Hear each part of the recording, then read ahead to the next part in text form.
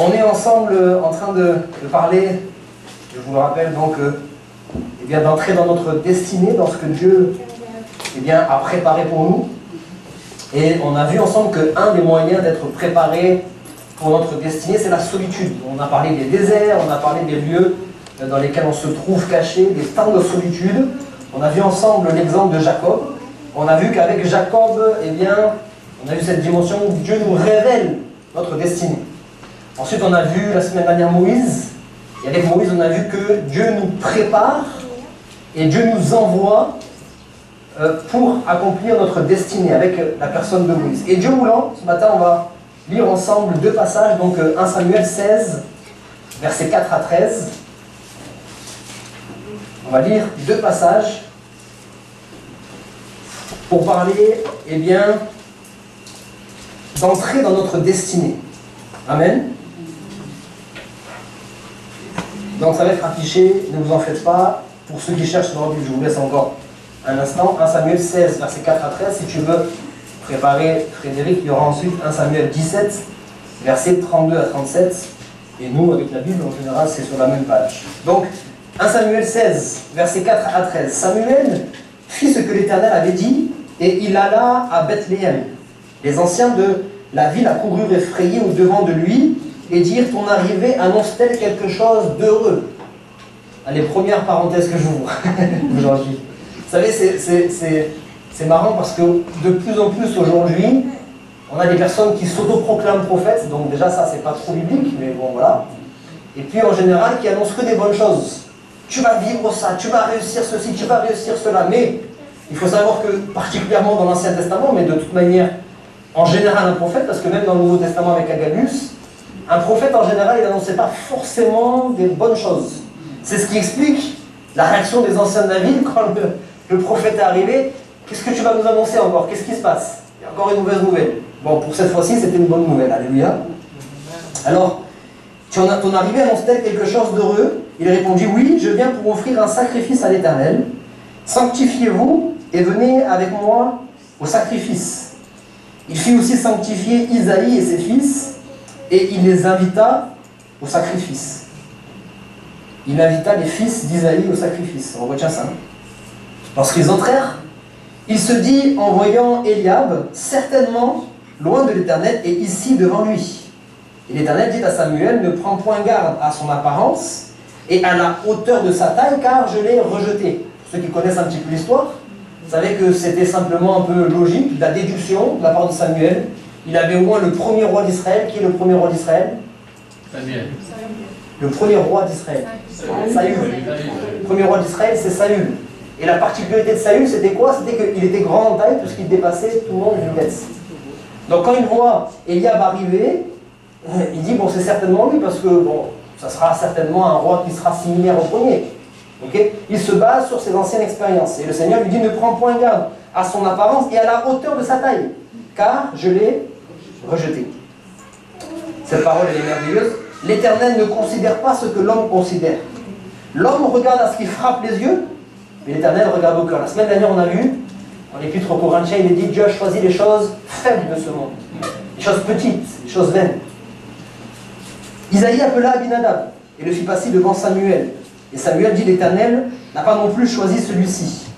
Isaïe fit passer Shama, et Samuel dit: l'Éternel n'a pas non plus choisi celui-ci. Isaïe fit passer ses 7 fils devant Samuel.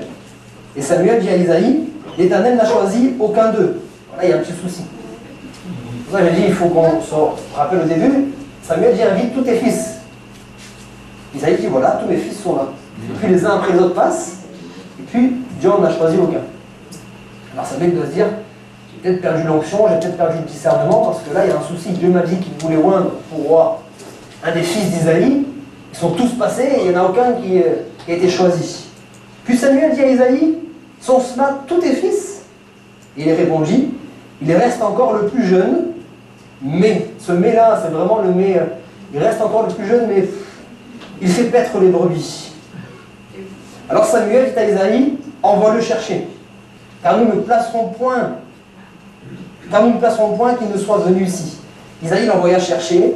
Or, il était blond, avec de beaux yeux et une belle figure. C'est l'inverse de ses frères. Ses frère était imposant, grand, une belle stature, une belle carrure. Lui, c'était un petit, qui gringalait, il avait une belle figure, il était mignon, il n'était pas très effrayant. L'Éternel dit à Samuel, lève-toi, oins-le car c'est lui. Samuel prit la corne d'huile, éloigné au milieu de ses frères. L'Esprit de l'Éternel saisit David à partir de ce jour-là, et dans la suite, Amen. On prend juste après, à Samuel 17, versets 32 à 37. C'est donc le fameux combat entre l'armée d'Israël et l'armée des Philistins, avec le fameux Goliath. Au verset 32, David dit à Saül que personne ne se décourage à cause de ce Philistin. Ton serviteur ira se battre avec lui. Retenez bien ceci, ton serviteur, on va en parler dans un instant. Saül dit à David, tu ne peux pas aller te battre avec ce Philistin, car tu es un enfant, et il est un homme de guerre dès sa jeunesse. David dit à Saül, ton serviteur faisait paître les brebis de son père, je rajoute, dans les lieux déserts, dans la solitude, caché, loin de tous les regards. Et quand un lion ou un ours venait en enlever une du troupeau, je courais après lui, je le frappais et j'arrachais la brebis de sa gueule. S'il se dressait contre moi, je le saisissais par la gorge, je le frappais et je le tuais. C'est ainsi que ton serviteur a terrassé le lion et l'ours, et il en sera du Philistin de cet incirconcis comme de l'un d'eux, car il a insulté l'armée de Dieu vivant. David dit encore, l'Éternel qui m'a délivré de la griffe du lion et de la patte de l'ours me délivrera aussi de la main de ce Philistin. Amen. Alléluia. On voit au travers de la personne de David, Dieu qui nous prépare dans la solitude et qui nous fait rentrer dans notre destinée. C'est ce qui s'est passé avec David. Alors, en général, comme je l'ai dit la semaine dernière, le mot désert a une mauvaise connotation, n'est-ce pas? Quand on pense désert, on ne pense pas forcément de bonnes choses. Mais le désert, en tout cas dans la Bible, est aussi le symbole de lieu de préparation, de lieu de formation, de lieu de mise à l'épreuve. Quand je parle de désert, je ne parle pas forcément d'un désert à proprement parler. On peut être dans un désert alors qu'on est dans la montagne, on peut être dans un désert alors qu'on est en pleine ville, on peut être dans un désert spirituel, alors qu'on est entouré de plein de personnes. Là, on est dans un désert spirituel, c'est-à-dire un temps de sécheresse, un temps de solitude. Bien qu'on soit entouré, on se sent tellement seul. Et j'aimerais vous faire réaliser que c'est volontairement que Dieu nous fait passer par certains déserts. Je dis bien certains déserts parce qu'il y en a d'autres dans lesquels on se trouve simplement parce qu'on a manqué de discernement, simplement parce qu'on a voulu en faire qu'à notre tête et on s'est retrouvé dans un désert. Et là, cette fois-ci, ce n'est pas forcément Dieu qui le voulait. Mais, alors qu'on est dans le désert, c'est ce qu'on appelle la volonté permissive de Dieu. La volonté permissive de Dieu, il y a la volonté de Dieu parfaite, mais il y a la volonté aussi permissive. Ce qui fait que, même si on n'est pas dans ses plans, Dieu sait faire en sorte que le mal se transforme en bien. Même dans notre désert que Dieu n'avait pas prévu, ce n'est pas ce qu'il voulait pour nous, même dans ce désert, si on a le bon état d'esprit, on pourra sortir de ce désert plus fort encore. Mais, très souvent, le Seigneur, volontairement, ce qui peut peut-être bien nous étonner, volontairement veut nous conduire dans des déserts. Parce que lui, il a quelque chose de prévu derrière. Et il sait que pour pouvoir être prêt à accomplir ce qu'il a choisi pour vous, ce qu'il a préparé pour vous, il faut que vous passiez par ce désert-là. Je l'ai dit déjà la semaine dernière, on veut l'éviter le désert. Et des fois on résiste. On résiste au plan de Dieu, on veut se détourner du désert, et en général, eh bien, il y a comme deux chemins qui s'offrent à nous. Vous connaissez la parole de Dieu. Il y a le désert et puis il y a cette prairie-là qui paraît tellement bonne, tellement abondante. Sauf que cette prairie-là, malgré qu'elle paraisse abondante, eh bien, ce n'est pas la volonté de Dieu. On pense bien sûr à Abraham et Lot. Quel chemin veux-tu choisir? Quel terrain veux-tu choisir? Il dit, il a regardé là-bas, Sodome et Gomorrhe. C'était comme un jardin de l'Éternel. Comme. C'était l'apparence seulement. Alors, on a besoin de comprendre que le Seigneur, comme je l'ai dit, emploie des chemins qui ne sont pas les nôtres. On a besoin de se laisser conduire. La Bible dit, surtout dans l'Épître aux Romains, soyez conduits par l'Esprit, marchez par l'Esprit, vivez par l'Esprit. C'est ça en fait. Hein. Le lot de chaque croyant, c'est de marcher par l'Esprit. Marcher côte à côte avec l'Esprit. Se laisser conduire par lui. Et ça veut dire aussi certaines fois se laisser conduire dans un désert. Alors comprenez bien ceci, c'est que, encore une fois, et puis on l'a entendu de différentes manières ce matin, à travers des chants, à travers des dons spirituels, etc. Nous avons un Dieu souverain. Un Dieu tellement merveilleux, un Dieu 3 fois saint, un Dieu sage, infiniment sage. Un Dieu qui a créé toutes choses. Notre sœur a lu encore un psaume qui nous montre l'infinie grandeur de sa sagesse, de son intelligence. Un Dieu qui a tout pouvoir. Mais un Dieu qui se limite lui-même dans nos propres vies. À cause de cette petite chose dont je vous parle souvent, le libre arbitre. Le libre arbitre limite Dieu. C'est volontairement qu'il se limite. Il pourrait nous imposer ce qu'il veut. Oui ou non? Dieu peut nous imposer tout ce qu'il veut, mais parce qu'il nous aime et parce qu'il nous a laissé notre libre arbitre, il se limite certaines fois. Donc encore une fois, les plans qu'il a tracés pour nous, le résultat de ces plans, le résultat de ces temps de formation va dépendre de nous et pas de lui. Parce que lui a déjà tout tracé. Je vais prendre un exemple musical. Il y a le compositeur qui a écrit chaque note. Et théoriquement, là, la mélodie est très belle. Tout est déjà écrit. Maintenant, c'est le musicien qui va interpréter la composition, et tout va dépendre non pas de la mélodie, non pas de la partition, mais du musicien. Oui, non. Parce que le musicien, il a, si vous voulez, ce libre arbitre. Il peut choisir, au lieu de jouer un do, jouer un la, au lieu de jouer un la, jouer un sol, etc. Il peut choisir de faire un 4 temps au lieu d'un 2 temps, je ne sais pas, bon. Vous voyez? Et il peut choisir de tout changer. Avec Dieu, c'est la même chose. Il a écrit une partition magnifique. Alléluia. Amen. Il a des projets de paix, non de malheur pour chacun d'entre nous. La partition de nos vies est parfaite. Mais maintenant, c'est nous qui allons composer. Soit en suivant la partition, soit en faisant qu'à notre tête. Et tout va dépendre de cela. Si dans le désert, je décide de me braquer, je décide de me frustrer, si dans le désert, je décide de lever le poing contre Dieu, parce que je ne comprends pas pourquoi il me fait passer par telle chose, et pourquoi un désert de plus, et pourquoi ceci, et pourquoi cela, et on regarde autour de nous. Des fois, on voit certains païens, certaines personnes qui ne connaissent pas Dieu, qui ne craignent pas Dieu, et qui mènent des vies mais terribles. Des hommes, des femmes méchants, des hommes, des femmes, des personnes qui ont un mauvais cœur. On en connaît tous, hein. Et on a l'impression qu'ils prospèrent. On a l'impression qu'eux, ils sont dans des champs abondants, des champs verdoyants. Ça a été le combat de David, hein, quand vous lisez les psaumes. Et regarde mes ennemis. Regarde mes ennemis, ils prospèrent. Et moi, je suis dans la disette, moi, je suis dans la difficulté. On peut se braquer, on peut lever le poing contre Dieu. Et dans ce cas-là, non seulement on va sortir du désert sans être prêt, parce que ce désert était censé nous préparer à quelque chose, donc sans être prêt à entrer dans les plans de Dieu. Et deuxièmement, on va sortir de ce désert frustré, fatigué, usé. Et désert après désert, on va aller de plus bas en plus bas. Et souvent, j'y pense, je me dis, avec le Seigneur, on est censé se bonifier de plus en plus, malgré l'âge. C'est-à-dire, on peut fatiguer physiquement, mais spirituellement, on va toujours aller de mieux en mieux. Ça, c'est théoriquement. Sauf que dans la pratique, on se rend compte que, eh bien, en même temps qu'on fatigue physiquement, on fatigue spirituellement. C'est vrai? Et je ne crois pas que ce soit la volonté de Dieu. Je crois que la volonté de Dieu, justement, c'est qu'on puisse grandir, qu'on puisse se fortifier.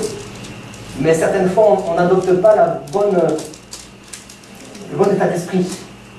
Et c'est ce qui fait que, n'ayant pas le bon état d'esprit, on est à contre-courant. Vous savez, quand on est à contre-courant, c'est compliqué.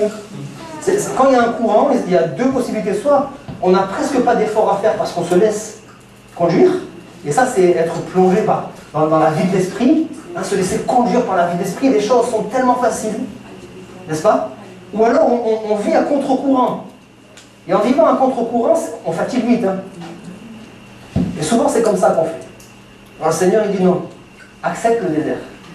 Accepte tes temps de solitude. Parce que toi, tu ne vois pas là tout de suite ce qui va se passer. Mais moi, je sais pourquoi tu vas passer par là.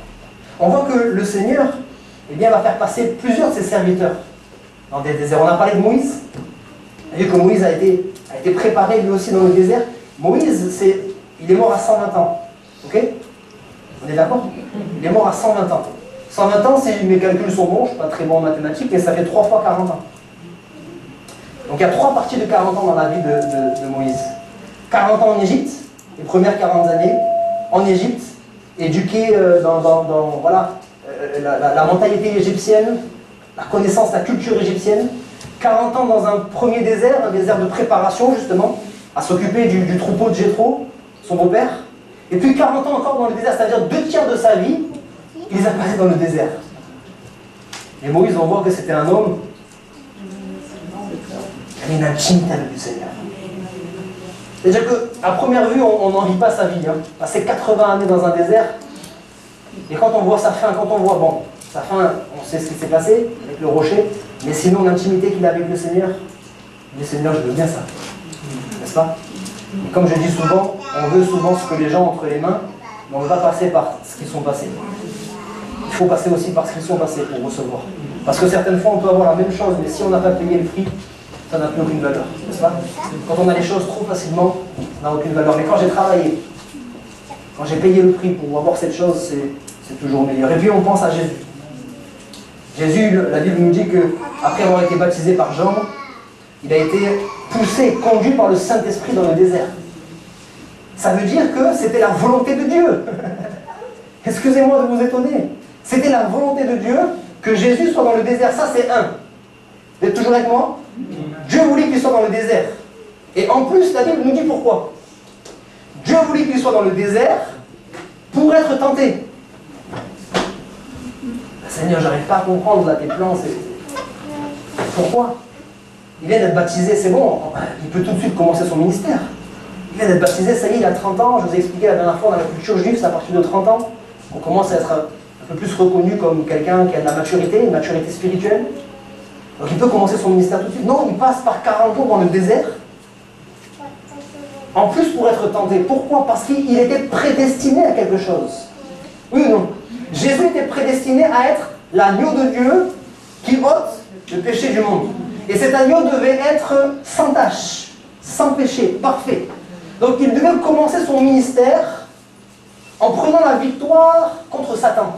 Satan est venu le tenter de différentes manières, vous connaissez ce texte pour la plupart, pas besoin de revenir dessus. Et Jésus a résisté à la tentation, il a pris la victoire sur Satan. Mais c'est Dieu qui volontairement l'a poussé, l'a conduit dans ce désert, pour le préparer. Quand il est sorti du désert, la Bible nous dit, surtout dans l'évangile de Luc, j'aime ce changement qu'il y a, Luc, chapitre 4, au début du verset, Jésus reçoit l'Esprit, à la fin du verset, à la fin du chapitre, verset 14, Luc, chapitre 4, verset 14, Jésus revêtu de la puissance du Saint-Esprit. Maintenant, il commence à aller, et puis sa renommée se répand, les malades commencent à venir de tout lieu, des villages avoisinants, et puis sa renommée se répand de plus en plus. Il a été préparé. Il a été préparé. Et puis on voit maintenant David. David, c'est le méprisé. David, c'est le petit. David, c'est l'insignifiant, parce qu'on a demandé d'inviter tous tes fils. Je dis oui, mes fils sont là. Quand on repose la question, c'est une demi-vérité. C'est comme la femme samaritaine. Où est ton mari? Je n'ai pas de mari. Ouais, tu fais bien, mais tu ne dis pas toute la vérité. Tu n'as pas de mari, mais tu as quand même quelqu'un. Mais là, c'est pareil. Samuel a dû poser la question une deuxième fois. T'es sûr, c'est tous tes fils là? Alors, les commentateurs bibliques pensent, on ne peut pas être sûr, mais pensent que David, c'était le fils illégitime. Parce que dans un des psaumes, il dit qu'il a été conçu dans le péché. Donc, certains commentateurs disent peut-être que Isaïe a eu une relation extra-conjugale. Et donc, du coup, David, c'est pas vraiment le fils légitime. Donc, j'insiste bien, entre parenthèses, c'est pas une certitude. Hein, c'est juste peut-être pour comprendre un peu mieux pourquoi il n'a pas été invité. Alors, David, c'est celui qu'on met de côté. C'est celui à qui on donne des tâches ingrates que personne ne veut faire. Les autres frères, là, c'est les préférés, c'est les chouchous de la famille. Voilà, donc, on leur donne tout l'honneur. Ils sont grands, ils sont costauds, sont des soldats de l'armée d'Israël. Et on leur donne tout l'honneur, mais lui, c'est celui qui est oublié. Il s'occupe des petites choses. Vous savez qu'il faut qu'on s'en occupe aussi des petites choses. Parce qu'on se souvient ce qu'on a dit la semaine dernière. Dieu a choisi les choses folles, les choses petites, les choses faibles. J'ai réfléchi un petit peu, je me suis dit, le travail que faisait David, si on peut appeler ça un travail, le fait d'être berger, en général c'est dans des lieux reculés, à l'abri de tous les regards. Et David aurait pu facilement se soustraire à ses obligations. Il prend le troupeau, va dans des lieux reculés, là où personne ne le voit, il laisse le troupeau dans un enclos qui est assez sécurisé, et puis il va vaquer à ses occupations, il profite de sa jeunesse. N'est-ce pas que David était comme tous les autres jeunes? Vous savez, il n'y a rien de nouveau sous le soleil. Hein. Je m'adresse surtout aux jeunes, on se dit, ouais, c'était facile pour David, à l'époque il n'y avait pas Instagram, à l'époque il n'y avait pas les plays, il n'y avait pas ceci, il n'y avait pas cela, mais il n'y a rien de nouveau sous le soleil. Rien de nouveau. La forme change, mais le fond est là. La distraction a toujours existé. On avait à l'époque des moyens de se divertir. Et sans parler de David, je parle aux générations bien de nos aînés, de nos grands-parents. On en parlait dernièrement encore avec une sœur de l'église. Et avant, il n'y avait pas le téléphone, on vivait sans téléphone. Avant, il n'y avait pas la télévision, on vivait sans la télévision. Des choses où on a l'impression qu'on ne peut plus s'en passer aujourd'hui, à l'époque, on s'en passait, mais facilement. On ne connaissait pas. Mais David aussi avait ses distractions. David aussi aurait pu se soustraire à ses obligations, se cacher, et puis finalement aller ailleurs. Sauf que David ne le savait pas encore, mais il avait un rendez-vous divin. Il y avait un jour où il devait être à un endroit précis.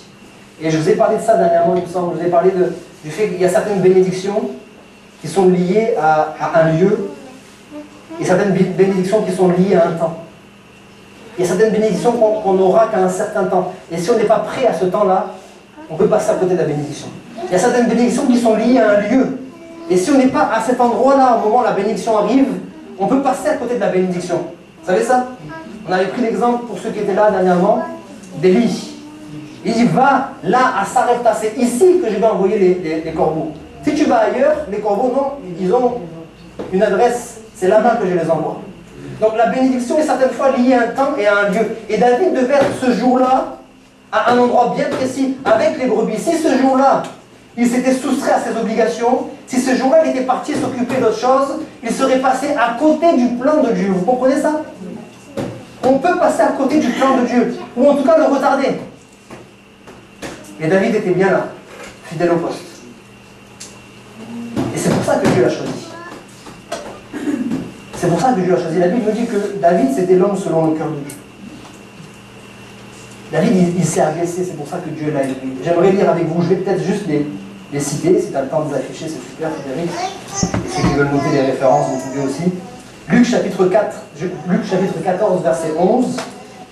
Luc chapitre 14, verset 11, il est dit, « Car quiconque s'élève sera abaissé, et quiconque s'abaisse sera élevé. » Quand on prend la première lettre de Pierre, chapitre 5, versets 5 et 6, 1 Pierre, chapitre 5, versets 5 et 6, il est dit, « De même, vous qui êtes jeunes, soyez soumis aux anciens. » Amen les jeunes?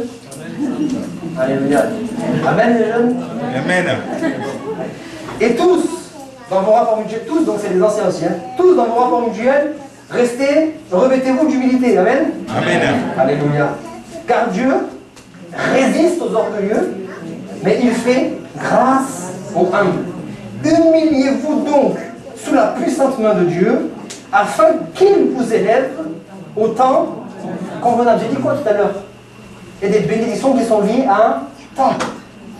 Qu'il vous élève au temps convenable. Pourquoi il ne m'élève pas tout de suite? Parce que ce n'est pas encore le temps convenable. Mais reste fidèle. Continue à t'humilier sous sa puissante main, et il va y avoir un jour où il y aura le temps convenable. Le temps convenable pour David est arrivé. Pendant des années, il a dû souffrir de ce mépris. Pendant des années, il a dû se dire, mais comment ça se fait que mes frères ils sont tout le temps ensemble, en train de se réjouir dans la maison de mon père, et moi je suis toujours celui qu'on oublie. Je suis toujours celui à qui on donne les tâches ingrates. Hein, je suis caché, jamais un remerciement, jamais rien. Il a dû souffrir quand même de ces choses. David est comme tout le monde. Hein. David est resté fidèle. David est resté humble. Il s'est soumis. La Bible dit, soumettez-vous, il s'est soumis. Le Dieu occupant du troupeau, il a dit, ok, je m'occupe du troupeau. J'aurais voulu peut-être, moi aussi, m'entraîner à la guerre. J'aurais voulu peut-être, moi aussi, faire des choses qui sont un peu plus voyantes. J'accepte. On me dit de m'occuper du troupeau, je m'occupe du troupeau. Il s'est soumis. Et dans ce texte, quand Pierre parle de soumission, là, il dit se soumettre sur la puissante main de Dieu, mais il y a la pensée de se soumettre dans nos rapports mutuels. Parce que là, juste avant, il parlait des rapports mutuels. On est d'accord? Donc en fait, quand il dit soumettez-vous sous la puissante main de Dieu, ça sous-entend soumettez-vous aussi à ceux qui sont en face de vous. Même s'ils ne le méritent pas toujours. Même si c'est vraiment, on vous écrase, même si, laissez Dieu faire justice. Amen. Mais mon patron, moi, il faut voir, pasteur, il faut voir mon patron, comment il est avec moi. Il faut voir comment il m'écrase, il faut voir comment il me parle, il faut voir les tâches qu'il me demande de faire. Oui, mais moi, c'est mon mari, oui, mais moi, c'est telle personne, c'est mon frère. Je parle de frère de sang, j'espère qu'entre frères et sœurs en Christ, c'est pas ça. C'est mon frère, c'est ma sœur, c'est telle personne de la famille qui est toujours là en train de m'écraser. Mais c'est une autorité. Et Dieu te demande de te soumettre. Et moi, j'ai bien aimé ce passage dans un film qu'on a retransmis ici un dimanche, qui était là, qui s'appelle War Room.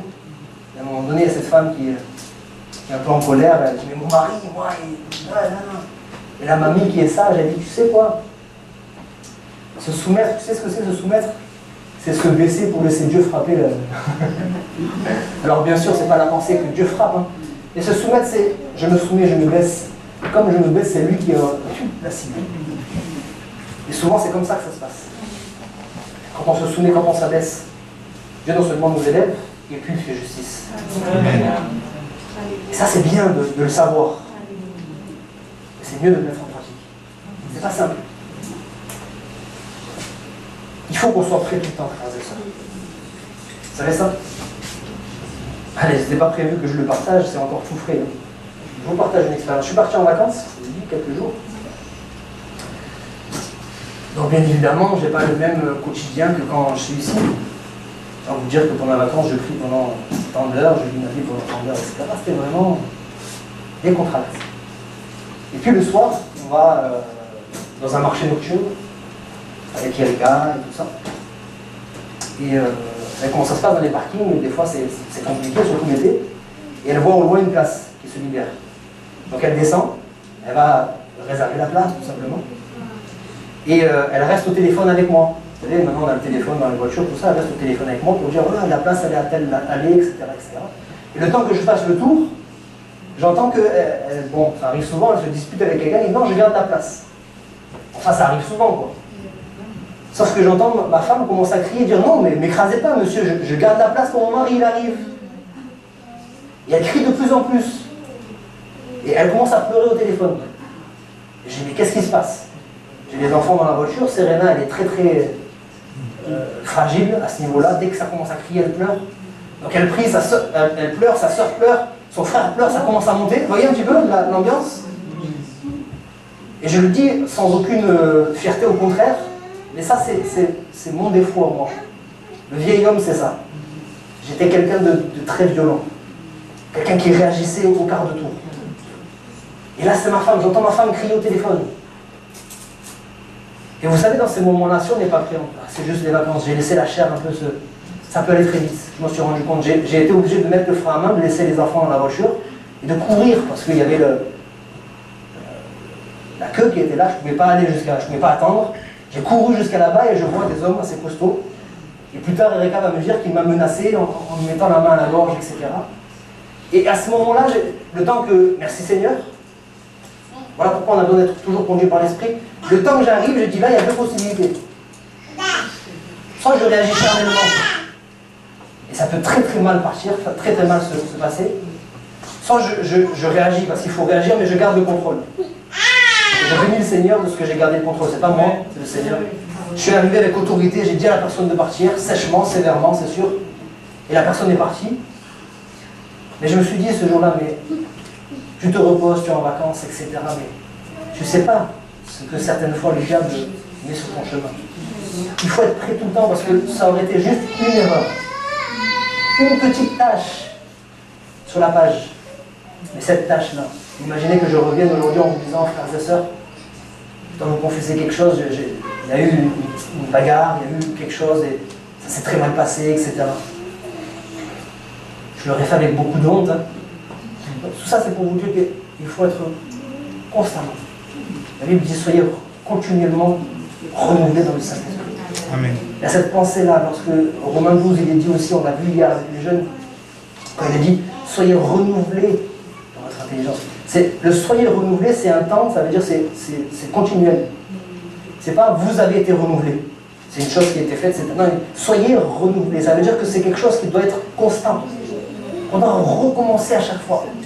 Parce qu'à un moment donné, quand on va se reposer, ne serait-ce qu'un tout petit peu, notre chair, elle attend que ça pour faire surface. Et notre chair, elle va réagir à ce que le diable va lui proposer. Il n'y a que l'esprit qui est assez fort pour dire non, je ne tomberai pas dans ce piège-là. Cet homme que j'étais autrefois, ce n'est plus l'homme que je suis aujourd'hui. Cette femme que j'étais autrefois, ce n'est plus la femme que je suis aujourd'hui. Je voudrais terminer avec quelques passages, peut-être, si vous me laissez encore un peu de temps. Après, je pars en vacances, donc c'est bon. On va lire dans Matthieu chapitre 20, verset 16. Matthieu chapitre 20, verset 16, il est dit, « Ainsi, les derniers seront les premiers, et les premiers seront les derniers. » Il faut comprendre quelque chose, frères et sœurs. En tout cas, si on l'a compris, là, c'est le repasser dans notre cœur. Pour le royaume de Dieu, les principes d'élévation, c'est-à-dire le fait de progresser, d'être élevé, les principes d'élévation ne sont pas les mêmes que dans le monde. On lit un autre passage. Matthieu chapitre 20, versets 25 à 27, c'est juste après pour ceux qui ont ouvert leur Bible. Jésus les appela et dit, vous savez que les chefs des nations les tyrannisent. Les chefs des nations les tyrannisent. Et que les plus grands, que les grands, les asservissent. Il n'en sera pas de même au milieu de vous. Donc il est en train de faire une distinction entre le monde, la manière de fonctionner dans le monde. Dans les plus grands, ils asservissent les plus petits. Les plus grands écrasent les plus petits, et dit, il n'en sera pas de même au milieu de vous, c'est-à-dire dans le royaume de Dieu. Mais quiconque veut être grand parmi vous, qu'il soit votre serviteur. On parlait de ça tout à l'heure, David a dit, ton serviteur, quand il a parlé à sa vie, ton serviteur va s'en occuper. Il n'est pas venu en disant, non, j'ai été loin, maintenant pousse-toi, c'est moi le nouveau roi, donc maintenant, voilà, je vais m'en occuper, je suis un roi. Il dit, ton serviteur. Il est resté le serviteur. Oui, non, est-ce que vous comprenez que Samuel l'avait au moins pour être roi d'Israël? Il aurait pu, s'il voulait, plus ou moins légitimement, dire pousse-toi. Quand on continue le passage, là, c'est très important dans Samuel 17, il dit, d'un verset à un autre, on voit la différence. On voit, l'esprit était là avec David et il ne le quitta pas depuis ce jour. Et le verset juste après, il est dit, l'esprit se retira de Saül. Donc c'était pas juste un peu d'huile sur le front, non, non. Au-dessus du symbole, il y a eu quelque chose de spirituel qui s'est passé. Mais David est resté humble. Il dit, je suis encore un serviteur pour l'instant. Ton serviteur va s'en occuper. Donc il dit, mais quiconque veut être grand parmi vous, qu'il soit votre serviteur. Et quiconque veut être le premier parmi vous, qu'il soit votre esclave. Les mots sont forts. Hein. Qu'il soit votre esclave. Dans le monde, il faut mériter par nos propres forces, nos propres compétences. Il faut qu'on puisse toujours mériter les choses. Dans le royaume de Dieu, c'est une question de volonté de Dieu. C'est une question de grâce et de miséricorde. Regardez ce que la Bible dit. Exode chapitre 33, verset 19.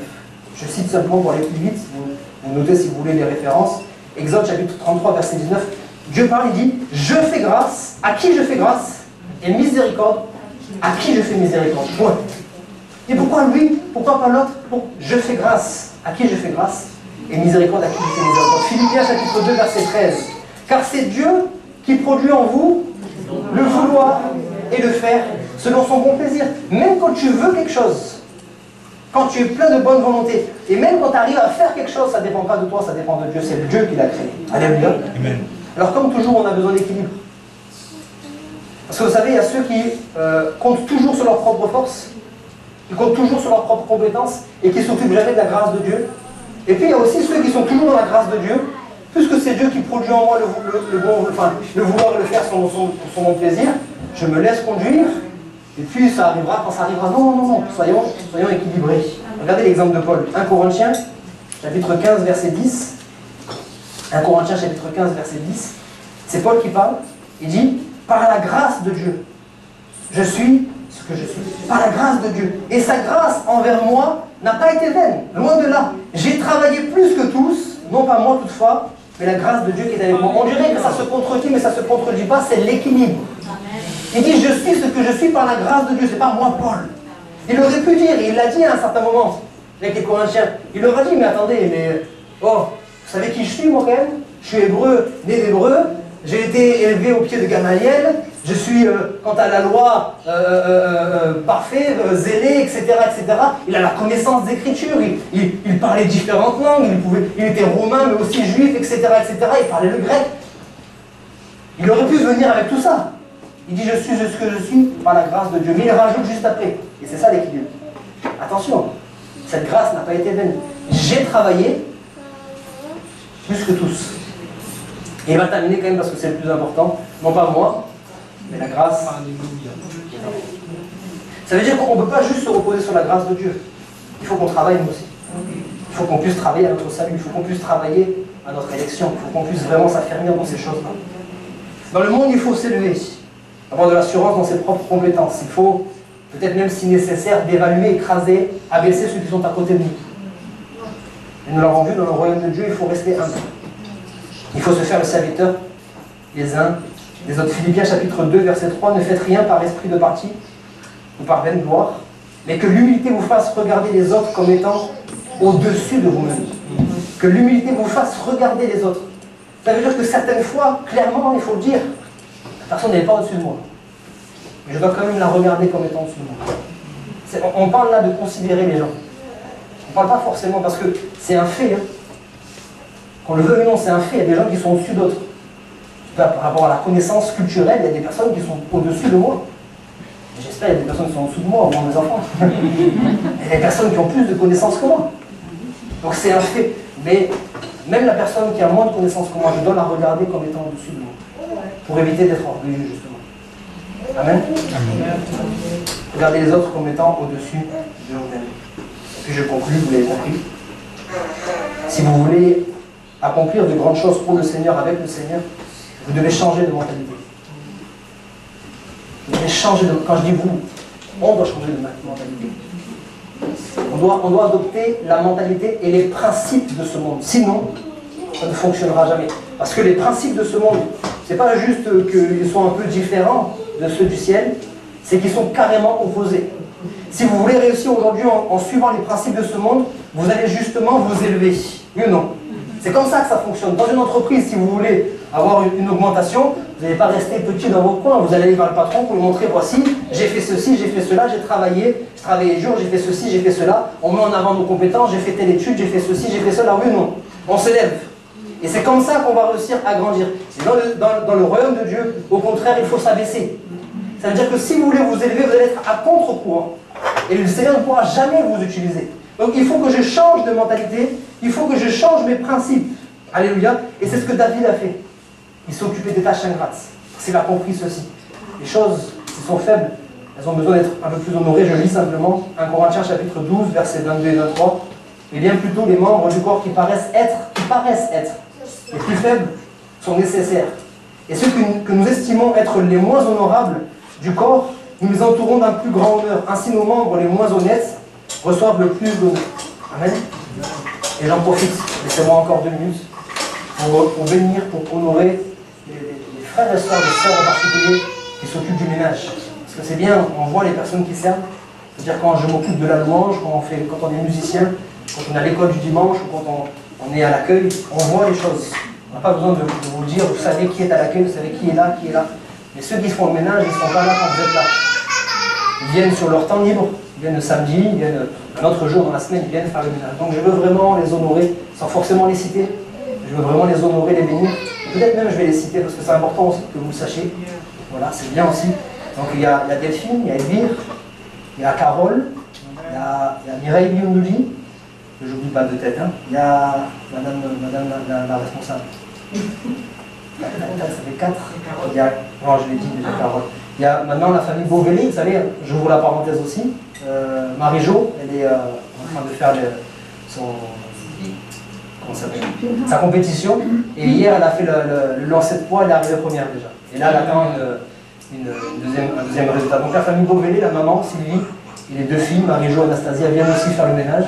Et je pense aussi aux anciens qui ont arrêté peut-être à cause de la santé, Gilda, je crois Jacqueline, Janine, tellement d'autres encore que je ne peux pas me souvenir de tout le monde, mais les personnes qui ont été là tant qu'ils le pouvaient physiquement sont venues faire le ménage. Ok? Parce que c'est bien quand on arrive dans l'église, mais si les sœurs ne viennent pas faire le ménage, on ne va pas profiter autant. Amen. Donc on a besoin d'être honoré, c'est ça. Amen.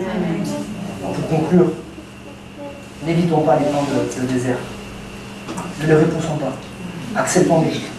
Parce que dans les déserts, comprenez bien ceci, frères et sœurs, dans les moments où vous allez rencontrer le lion et l'ours, c'est là que Dieu vous prépare pour rencontrer Goliath.